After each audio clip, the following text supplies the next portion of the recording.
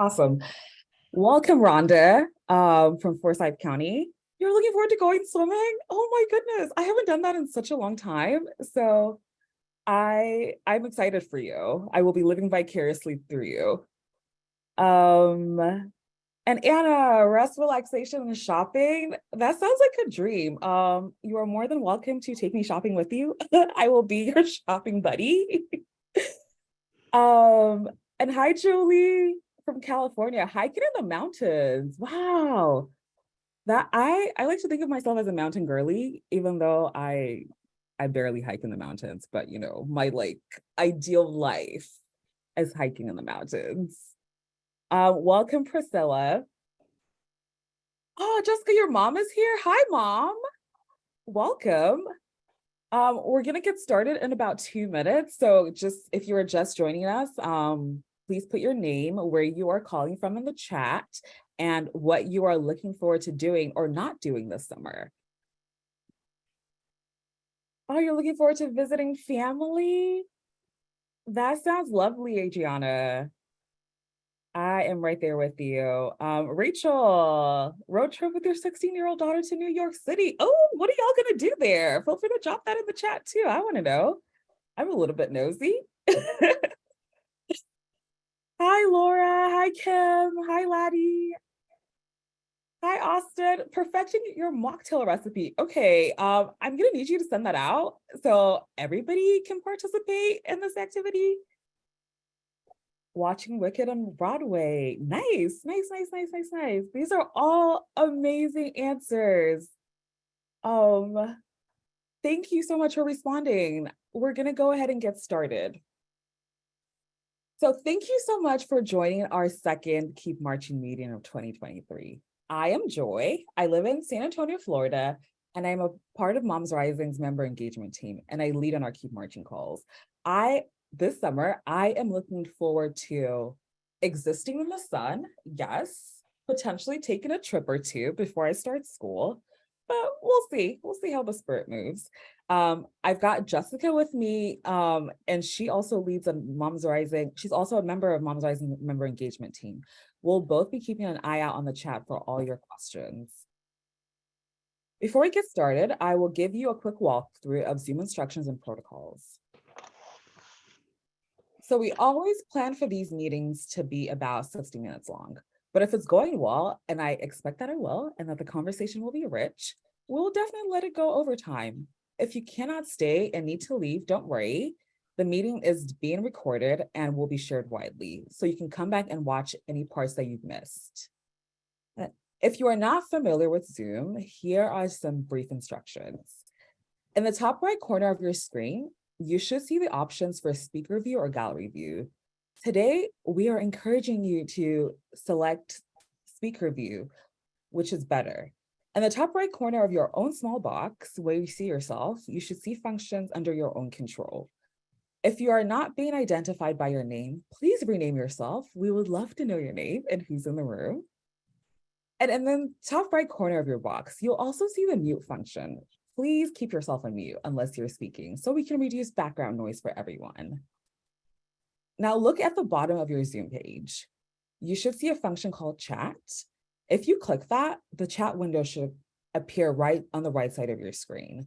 We will be sharing resources in the chat box, so please keep that open during the program at any time. If you have thoughts, questions, feelings, everything you want to share, just type it in the chat box so you can share with everyone. And lastly, remember, you do not want to do anything that you don't want seen on camera. If you have any questions, thoughts, or comments for us, please send them to keepmarching@MomsRising.org. How does that sound? Are we good? Yes, thumbs up. Awesome. So if this is your first interaction with Moms Rising, welcome. Moms Rising is a national on-the-ground and online advocacy organization with more than 1 million moms and family members across the country. Our mission remains to increase family economic security, decrease discrimination, and really build a nation where both businesses and families can thrive. We are multi-issue and intersectional with a unique and inclusive membership of mothers and family members that roughly tracks along the US Census. And we were founded on pocketbook issues such as paid family and medical leave and fair pay, which continue to be our signature issues. But over time, we've definitely become the go-to umbrella organization for leading issues impacting mothers and families at any given time. We work across a range of issues from workplace justice to early learning to maternal justice, healthcare, immigration, and of course, community safety and gun violence prevention. So to those of you who have never participated in a Keep Marching online meeting, welcome, welcome, welcome. We are so glad that you are here. Keep Marching is Moms Rising's community of highly engaged, active members who are taking action online, making phone calls, sharing their personal stories, and really working in their own communities at whatever their capacity for change. Keep Marching is really the place where our members have the most access to Moms Rising staffing resources, and really where we support you in your activism and develop your leadership. We are inviting you to our closed Facebook group. Yes, you all made the cut, where you can hang out and share information with powerful activists from across the country and with Moms Rising staff. I will post the link in the chat. Now, let's go to our program. I will pass it on to Jessica Burrows, who is going to introduce herself and introduce our wonderful topic and our speakers.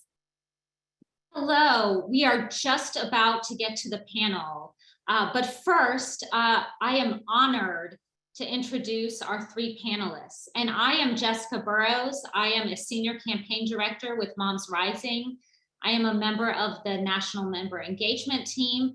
And I also am the Hunger and Food Insecurity Campaign Director in North Carolina. So I would love to introduce our three panelists. First, Dr. Alma Adams was elected to her 5th full term representing the 12th Congressional District of North Carolina, which includes Charlotte, on November 3rd, 2022. Representative Adams serves on the Committee on Education and the Workforce and the House Committee on Agriculture and serves on multiple subcommittees. Throughout her career, Representative Adams has fought for a quality education for all students, including legislation to provide nutritious breakfasts in schools and increased pay for teachers. And she is the lead champion of the Momnibus to end America's maternal health crisis, which was reintroduced very recently on Mother's Day. So on behalf of Moms Rising, I want to take a moment to express our gratitude to her for that. Thank you, Representative Adams. Gina Platonino works as the Food Research Action Center, or FRAX, SNAP Deputy Director to seek ways to improve SNAP's reach and support for low-income households, including people and families working their way up the economic ladder. Kyler Daniels, our third panelist, lives in Rocky Mount, North Carolina, and works at the nonprofit agency Down East Partnership for Children. She is also a part-time student at East Carolina University, pursuing her master's degree in social work. She has a 4-year-old daughter whom she absolutely adores, and she is a volunteer member of the Moms Rising North Carolina Parent Advisory Board. Thank you all for being on this panel. So as a brief context before we jump in, the rising cost of food is making it difficult for moms, grandparents, and families, including many of us in this virtual room, to put food on the table. Worse still, many families who relied on the Supplemental Nutrition Assistance Program, or SNAP, also called food stamps and EBT, saw their monthly benefits drop in February. Now, even more families are having to choose between eating and paying rent or other essentials, a choice no one should have to make. On top of all of this, some extremist members of the House of Representatives are trying to pass harsh cuts and barriers to access to nutrition programs like SNAP and WIC in the face of a potential national budget default. Some lawmakers are trying to hold hungry families hostage while forcing the US economy and government into default. For too many families, the hunger cliff has been all too real. Thank you for joining this meeting where our panelists will talk about what's really going on. We will begin with Congresswoman Adams, my personal shero, who has introduced a number of bills to help get more food to hungry families. Representative Adams, you have been an anti-hunger champion for many years. Please tell us about the bill you recently introduced to address hunger in this country. Thank you very much, Jessica. First of all, let me thank Moms Rising. You are continuing to rise, and I just really appreciate your work so much. Thank you for all of your tireless advocacy in North Carolina and around the country. I also want to thank Gina and your group, FRAC, for your essential work, for your expertise, and for your collaboration over the years. And then finally, of course, I want to recognize Kyla Daniels for her advocacy and sharing her story in my office a few weeks ago. My staff had the pleasure of learning from Kyla about how our work can best address hunger on the ground. Over 162,000 people in Mecklenburg County, which is the county that I represent, struggle with hunger every day. Even more troubling, more than 1 in 5 children in Mecklenburg are at risk of going to bed hungry every night. In the 12th district of North Carolina, and in every single district across our nation, SNAP directly contributes to easing food insecurity in our communities. But we know that SNAP alone is not enough. And for this reason, for the past 2 years, I've introduced legislation to close that meal gap in the 12th district and all across the country. The Closing the Meal Gap Act, that's what it's called. And my bill makes important changes to improve SNAP. Closing the Meal Gap of 2023 strengthens the SNAP program by boosting the minimum monthly benefit, currently a measly $23, and using a more nutritious food plan for calculating benefits, increasing benefits by about 30%. And of course, this will help to ensure that the rising costs of food do not cause SNAP recipients to run out of food at the end of the month. So the Closing the Meal Gap also makes permanent a standard medical expense deduction for seniors and for disabled SNAP participants, so that older and disabled Americans are no longer forced to choose between food and the medicine that they need. It also eliminates the cap on the excess shelter deduction, which means that the formula used to calculate SNAP takes into account those on SNAP who live with higher rent, and utility bills. And finally, this legislation ensures that jobless adults are offered employment and training opportunities before time limits are put on their SNAP benefits, something that we'll talk about a bit later. But I've also led on the EATS Act, and that improves eligibility for college students on SNAP. Sometimes we forget the college students are hungry as well. And the Training and Nutrition Stability Act both prevents folks participating in SNAP training programs to be kicked off of SNAP for bringing in an income. So taken together, these bills set a high watermark for protecting and improving SNAP at a time when Republicans are trying to kick people off of it. That is something that should not happen. We're going to work to make sure it does not. Thank you for your question. Thank you so much. And we'll get to what's currently going on in just a minute. Thank you for the incredible bills that you have introduced. What a vision for this country it would be if all of these bills were passed. Let's take a step back and would like to turn it to Gina to address, could you give us a sense of what the food landscape looks like right now? What is the hunger cliff? And why are so many people struggling to put food on the table? Absolutely. And before I do that, I echo Representative Adams' sentiments. Thank you so much for the amazing work that Moms Rising is doing, for the power behind this advocacy movement.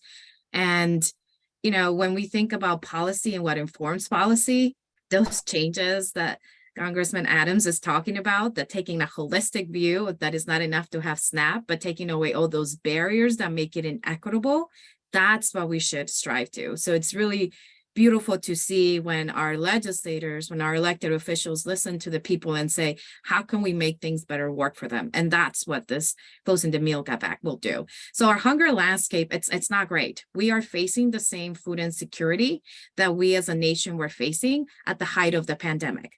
But unlike the pandemic, where there were these other resources, right? We had the child tax credits, we had emergency allotments that meant that individuals who had lost their job, who had gone on to SNAP benefits, were getting the maximum amount. When we think maximum amount, we think it's hundreds of dollars, but for a household, right, like of one, you get $284, which is not a lot of money when you think about it, how much you can really buy in terms of a month. But for families who depend on these resources, it's quite a lifesaver, right? Especially with families and children, when it's, there's a lot of multiple people in the household. So that's where we are right now. So emergency allotments ended at the end of February. So that means that individuals lost on average $82 to $83 a month. Those who were hit the hardest were those who were older adults. In SNAP land are those who are over 60, and those were disabilities, right? So they went from $281 to $23. We also saw families with children who all of a sudden had a certain amount that they were depending on for their children to be able to purchase food for them. That those funds also went down. And I want to highlight that during the pandemic, some of the demographics and groups that were affected the most were single parent households led by women, right? Because of childcare. And that hasn't necessarily improved, right? Childcare is still an issue, and that affects hunger directly. Something else happened on May 11th, which is the end of the public health emergency, which meant that other flexibilities that made SNAP a little bit more flexible are also ending, and there's sort of timelines ending. So Congressman Adams mentioned that she's also a great supporter of the EATS Act, right, which will take some of the barriers for college students. There were some flexibilities extended during the pandemic that are ending in about 30 days. There were some administrative waivers that made it more easily accessible for families to access SNAP that are also ending. And that means that with all of this harm that's happening, with high shelter costs, high childcare costs, not enough childcare providers, our food prices are through the roof, our benefits are incredibly low. And there's calling in some rooms in Congress to say, let's make it even more difficult for these American families to have access to the resources.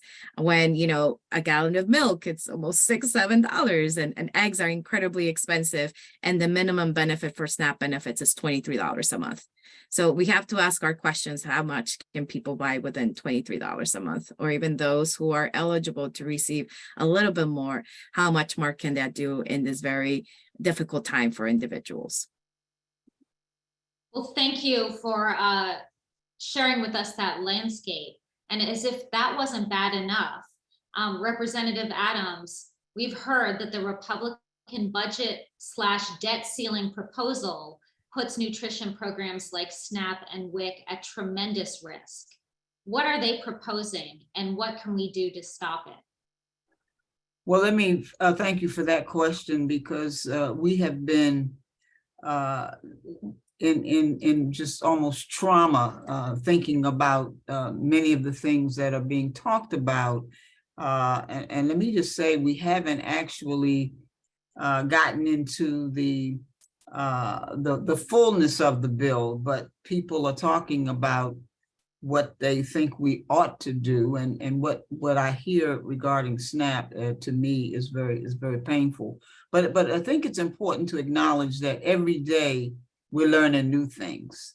The president recently canceled trips abroad to be on hand as the debt ceiling negotiations continue. Now, we believe that, we're holding people, children, families hostage as a result of some of the things that we're hearing Speaker McCarthy talk about. Now, at a meeting this week, the speaker declared that work requirements are a red line in debt ceiling remarks that are something he needs to impose to strike a deal with the president. Well, when I think about that, first of all, those kinds of things, if we're talking about the budget, we should be talking about the budget. The debt ceiling should not be misconstrued or as I said, put with that, and we can work on those things separately. But it's deeply concerning to me because it means that the speaker would allow the U.S. federal government to default on its debt and bankrupt the economy unless food assistance is stripped from people who need it. And that is a very painful thing to even think about. So this political game would have serious consequences for children, for veterans, and disabled people. And, we haven't talked a lot about it, but people who are currently serving in the military, many of them benefit from SNAP. So in the words of my colleague, Representative David Scott, it is grotesque and it's unchristian, and I agree with that. But I also want to clarify that what the speaker is calling work requirements are not work requirements. Rather, they are time limits. They are time limits used to kick people off SNAP after a certain point in time. And I think that's basically their ultimate goal. But calling these punishing time limits work requirements hides the fact that the most adults on SNAP are already working, and that the rest of SNAP recipients are people who cannot work, like our kids or disabled people, the elderly.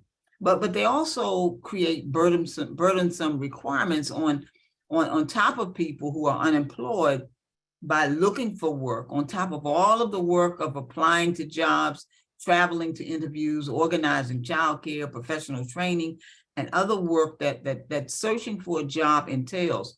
So-called work requirements often entail a taxing reporting process to prove that an individual is seeking a job. So to stop this, I would advise you to continue your great advocacy. Certainly you're doing a tremendous job there. Contact your representatives, call the White House to make sure that the president holds the line on SNAP. Follow the lead of groups like FRAC and their calls to action, because we must continue to advocate, but also push back on this fictitious narrative about work requirements, and hold your local journalists and your fellow advocates and elected officials accountable to calling these harmful changes exactly what they are. They are time limits that only serve to kick people off SNAP. That's the real bottom line goal that they have. So thank you for that question.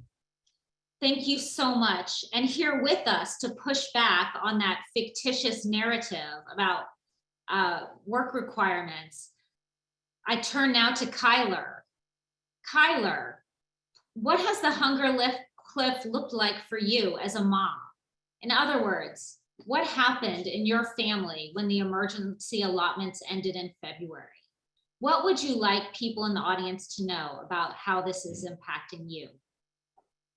Okay. Hey, and first of all, good evening, everyone. I'm so happy to be able to speak on the panel, and such an honor to be on the panel with Representative Adams and Gina. For me, when the emergency benefits ended in February, that meant that was the last month that I was going to possibly be getting the allotments for SNAP. I had already been pretty much anticipating losing my benefits. Like you heard in my introduction, I'm in school part-time, I work full-time, and I have a 4-year-old daughter.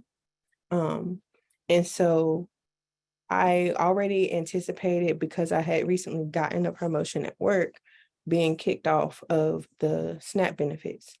And so in March, my benefits actually did get taken away.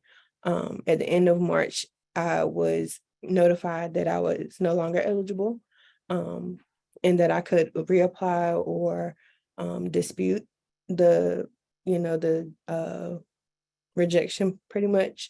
But I just did not do that, because it is a tedious process, and most of the time you don't get good feedback. So for me, it just meant, like I said, I had already been anticipating it.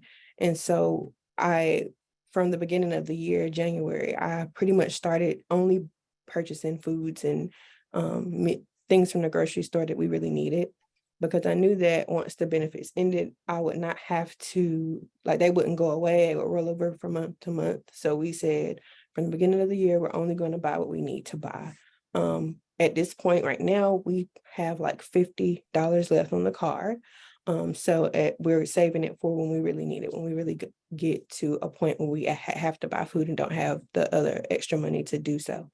I've been someone who has to decide whether or not to pay a certain bill at a certain time in the month. Because I have to switch my budget to incorporate buying groceries and food for the month. I also live with my boyfriend, who's my daughter's child, and we pretty much just have to decide what we're going to pay on time and what we're going to pay late. It's always a process of, having to call people and let them know we need an extension, we need to wait until our next payday. And there's a lot of vulnerability that comes with that when you're calling people and letting them know, I can't pay it right now. And you don't always get good response. There's not always people who understand that. So for me, it's just been a ongoing battle of trying to figure out where funds are coming from. I have to decide whether or not with the SNAP benefits, we were able to get, some of the healthier food, some of the healthier meals, and they are very expensive in the grocery store. And so now we're at a point where we are, deciding whether we're going to spend $10 on a McDonald's meal, or if we're going to spend the money to make a whole meal at home, which most of the time is easier and more efficient to buy the meal from the unhealthier meal at a fast food restaurant. But I don't want to be, feeding my daughter that all the time. And so it's, again, it's just an ongoing thing for me where we're always having to decide about how to budget, where to put money, who to pay when, and also having to share with my daughter, when we go to the grocery store, we like to involve her in the process of grocery shopping. So it's just, we have to tell her now when she says, I want to get this thing, we can't get that right now. We can't get, the snacks and the extra, fun things that you might get for a goodie. So that's also another thing that is disheartening about that.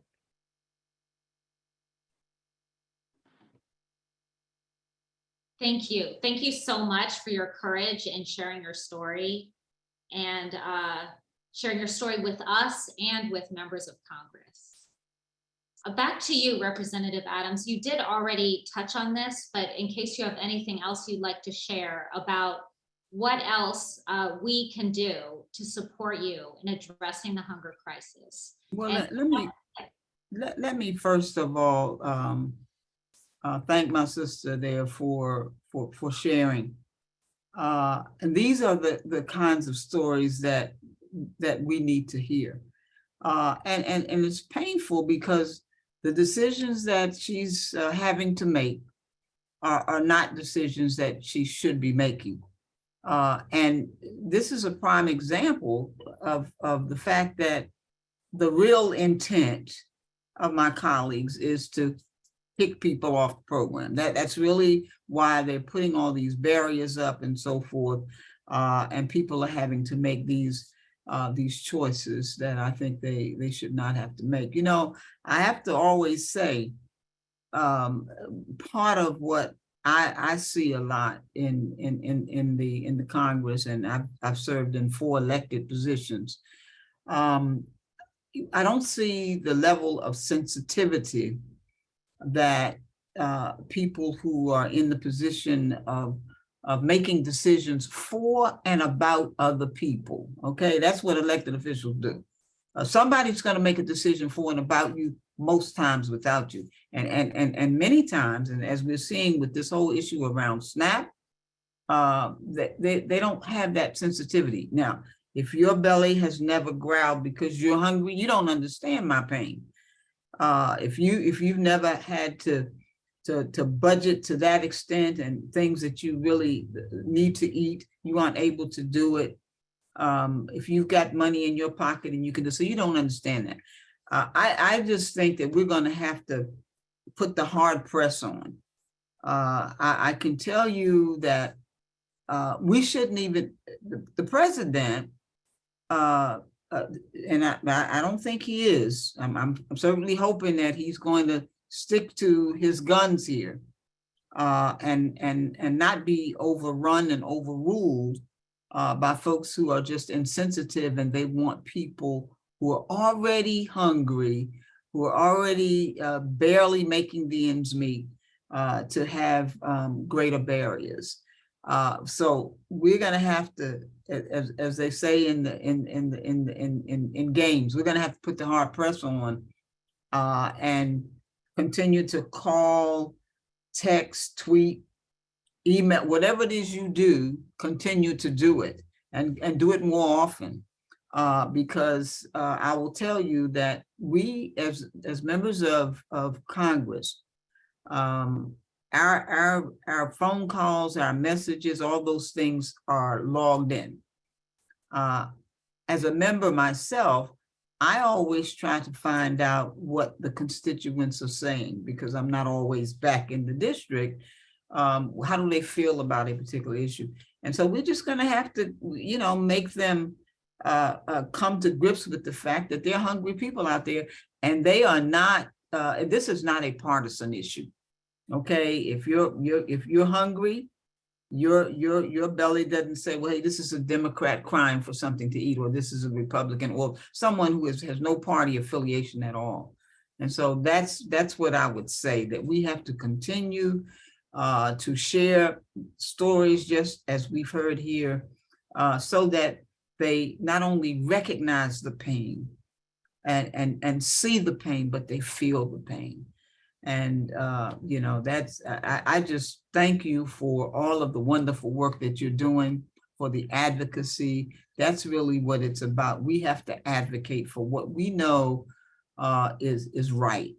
And we've got to encourage our elected leaders to do what's right, not because it's politically expedient, but to do the right thing, because it is the right thing to do. Now, I grew up, I didn't have health insurance.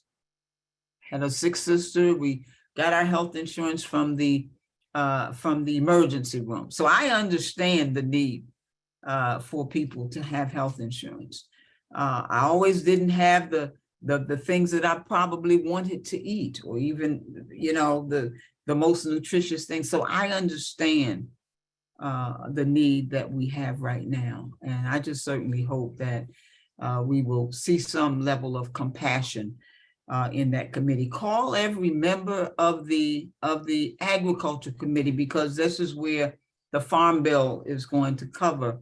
This is where SNAP is placed, and it's under the jurisdiction of the Agriculture Committee. So I would say, don't just call your member of Congress, call every member of Congress, and particularly focus on those members who serve on the Agriculture Committee, like myself.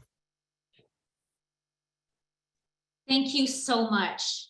And with that, I would like to turn it back to you, Kyler, for you to share an example of what you've done over the past few weeks and over the past year, to help us understand how all of us can get involved in raising our voices to expand and protect SNAP to help more families.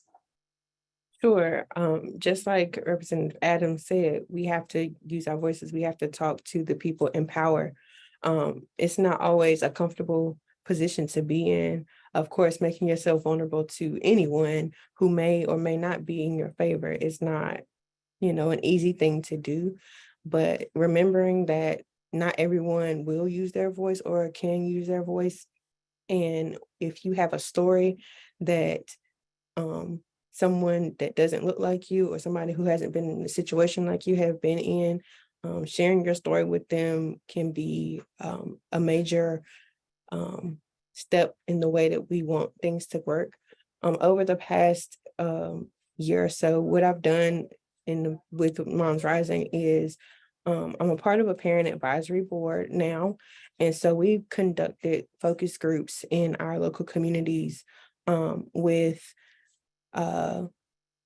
members of who had children who were receiving school lunch, and we just asked them how they felt about it.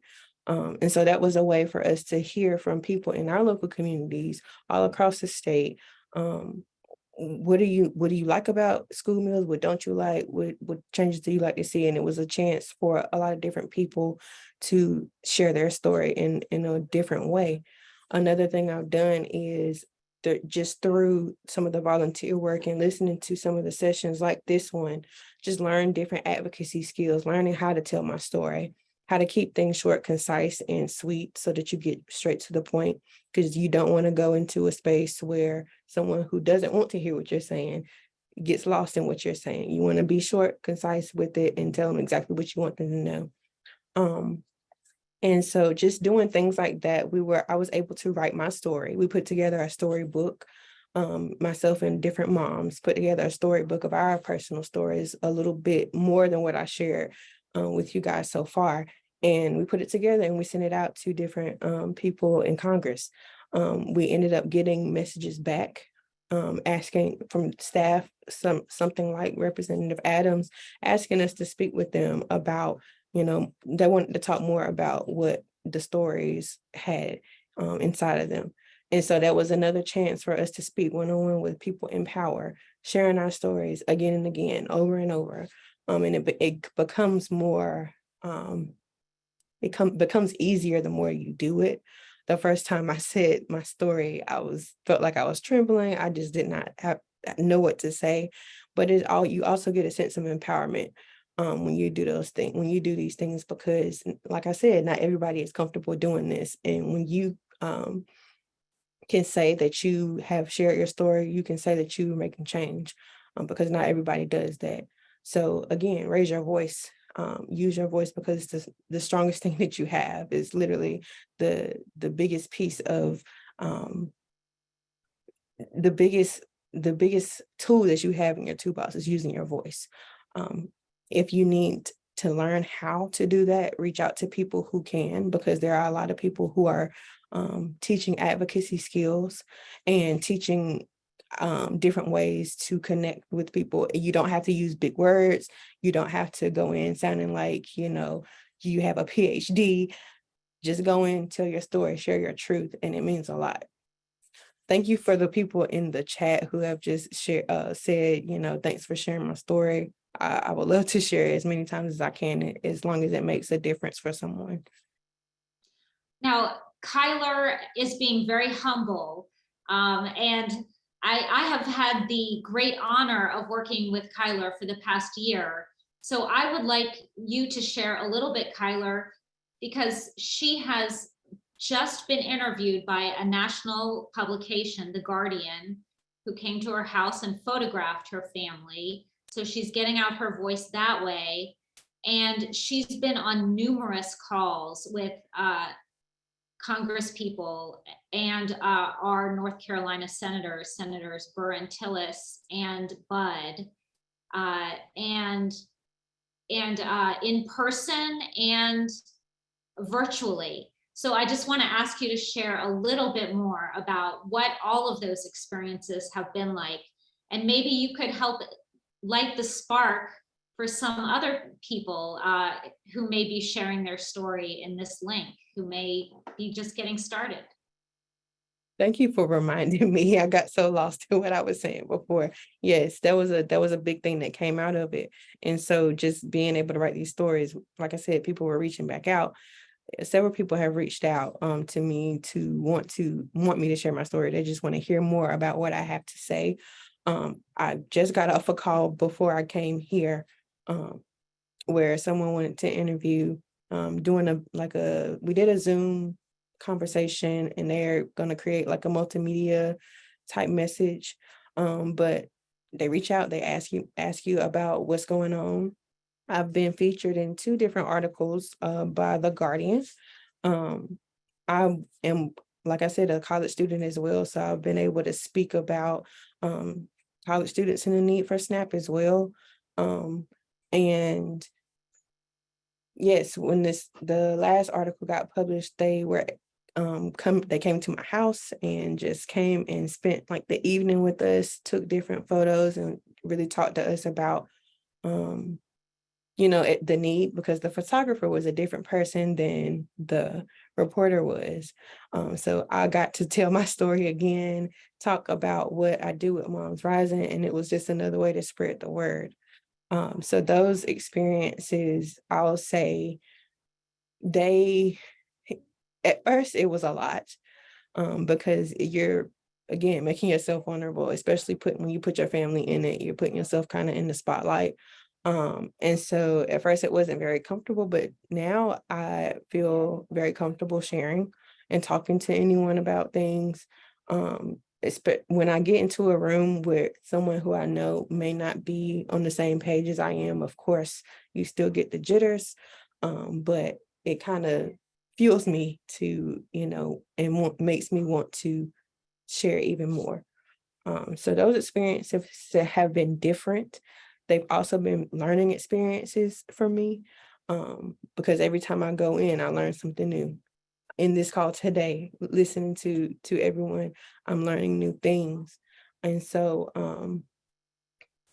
it's been a nice journey that I've been on. I did not expect that from sharing that one story. I did not think that there are people who listen to these things and actually took them into consideration.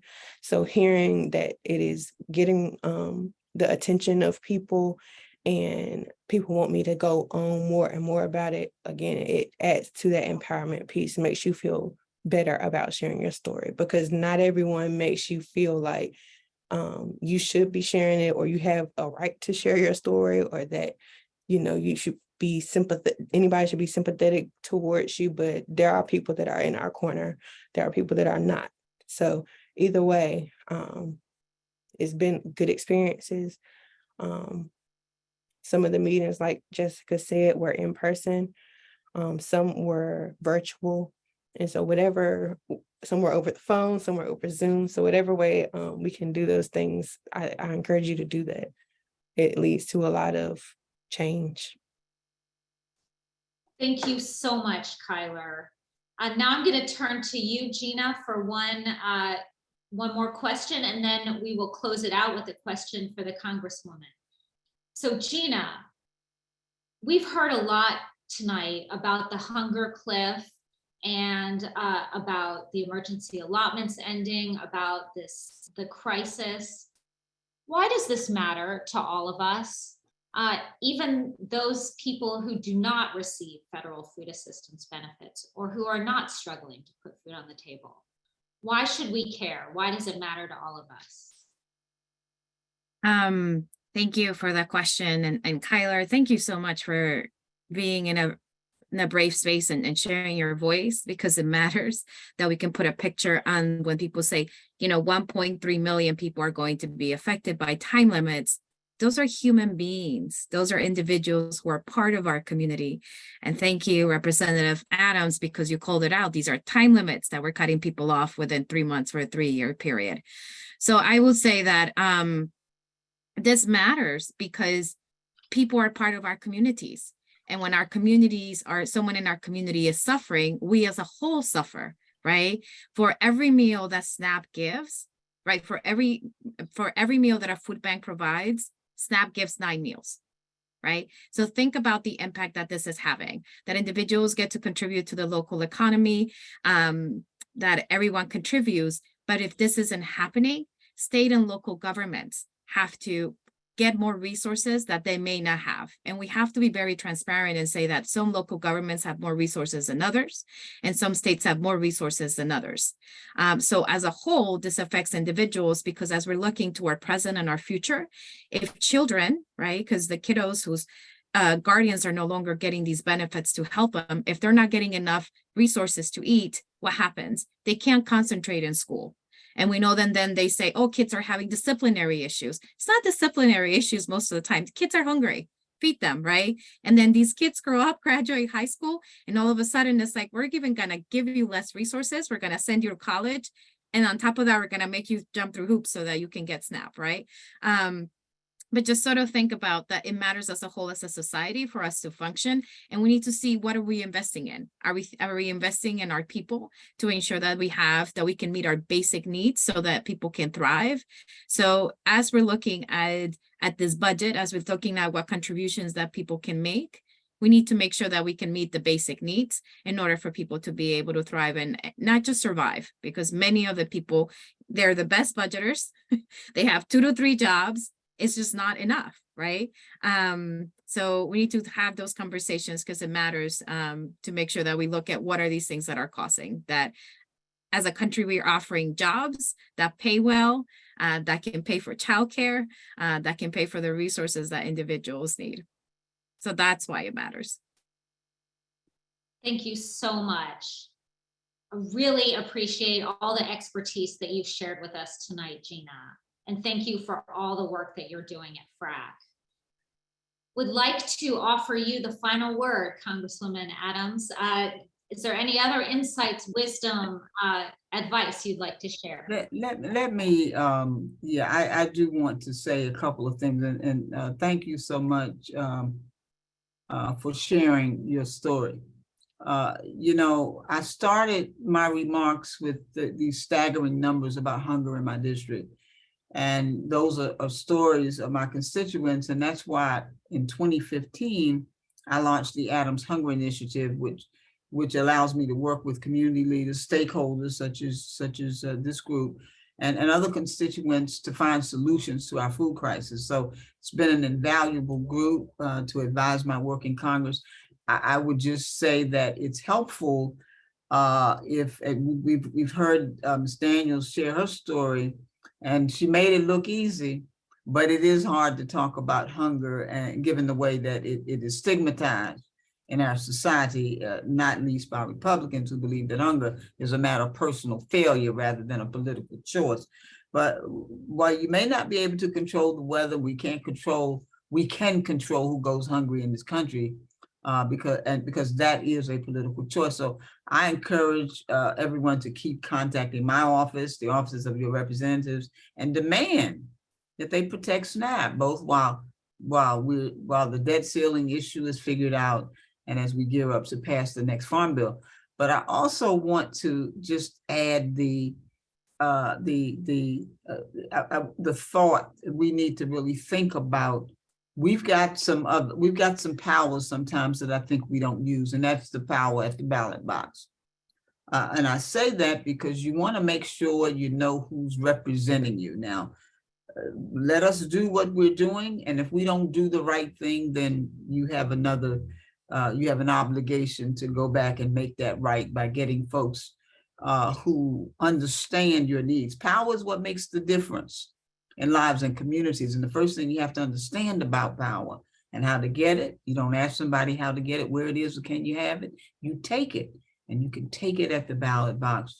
If folks are not willing to stand up and do what's right because it's right, let them go back home. So, my colleagues and I have declared that we're not going to support a farm bill that includes cuts to SNAP. And you can encourage your member and all of the other folks who sit on the Ag Committee to declare the same. And I really thank you for this opportunity to join you tonight. And certainly I thank you for all of the wonderful advocacy that you're doing. And Ms. Kyla, listen, you're a great candidate. Once you finish with school and that your daughter grows up a little bit more, maybe not even then. I took my kids to school with me. My children have been with me throughout my whole journey, almost 40 years from school board to Congress. But listen, all you have to do is be 25 to serve in Congress. We have a young man who just turned 25, and he is probably our youngest member there. But that's the kind of thing I think we need. Don't discard the power that you have at the ballot box. That is so important, because somebody is going to make a decision for and about you, most times without you. So you got one or two things you can do.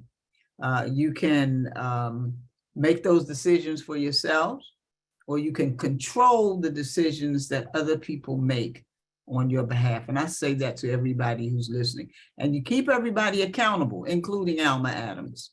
I include myself in that always. But I thank you so much. It has been wonderful joining you tonight. And I just, listen, I encourage you, moms, keep rising. Keep doing what you're doing. Certainly it is indeed making a difference. It is. Thank you. Thank you so much. And thank you to all of the participants who are sharing their stories in the chat. Really appreciate your heartfelt stories and for making yourselves vulnerable in that way. Please consider clicking on our link to share your story so that we can work with you to help amplify your voice. Gina.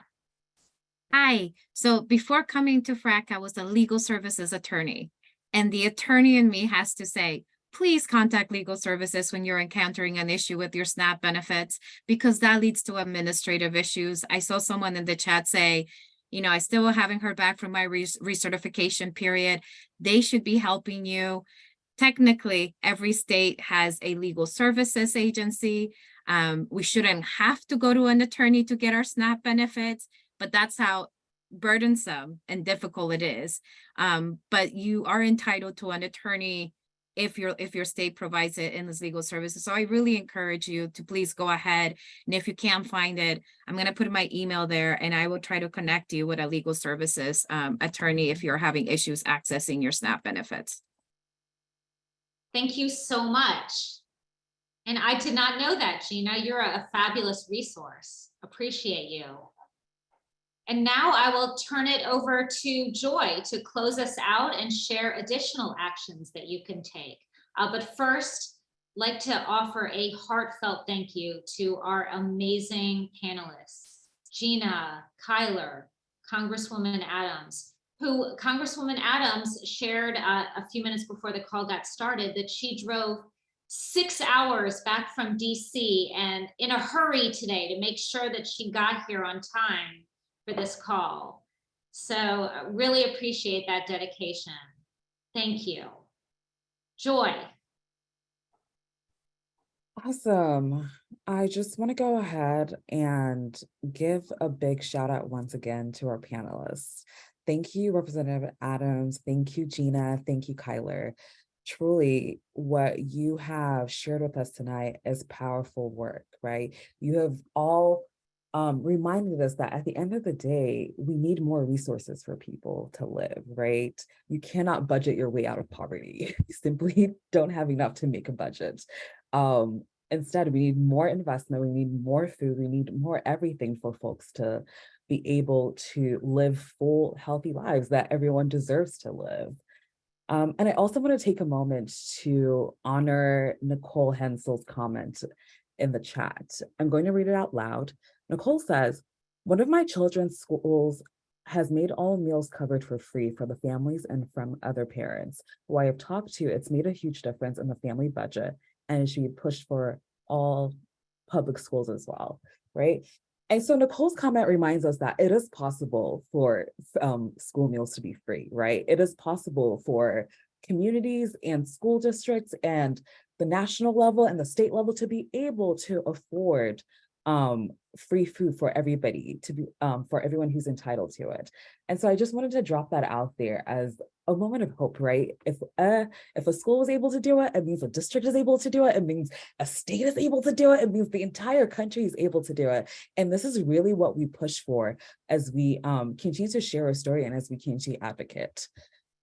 So there are some ways that you can continue to get involved. One of the things that you can do is actually watch a video about the debt ceiling. You might have seen that in the news. There's a lot of talk about the debt, we're reaching the debt ceiling, no more spending, we need to cut back spending. And you might be a little confused about, okay, what does that even mean? How does that impact me? What is going on? Moms Rising has put together a wonderful video that should make it easy for everyone to be able to understand what is going on and how it could impact you and your family. And another one too is to sign our petition. I will drop them in the chat.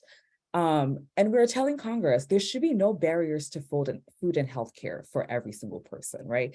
This is one of the ways you can make your voice heard. Sign the petition, send it to your family, send it to your friends, get everyone to sign the petition. The more petition signatures we're able to collect, the more power we're building together, and the more impact that we are able to have, in Congress and across the nation. And then the last thing is, as Kyler has wonderfully shown us, sharing your story is really important.